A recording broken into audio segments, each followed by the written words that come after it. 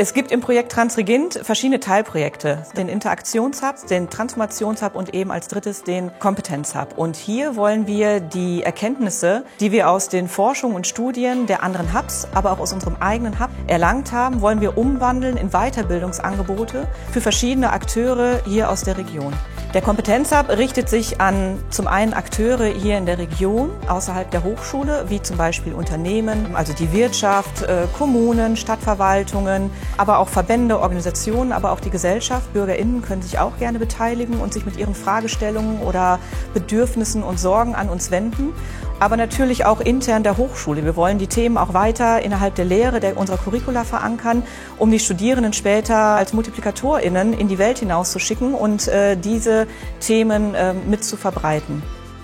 In unserem Teilprojekt des Kompetenzhub werden wir auch extern begleitet von internationalen WissenschaftlerInnen, die auch in diesen Teilbereichen forschen. Sie begleiten uns bis zu 6 Monate hier vor Ort, bringen sich durch Impulse, Vorträge, Coachings ein und auch erweitern sie dadurch unser Know-how in den Themen Transformation, Nachhaltigkeit, Innovation und Teilhabe.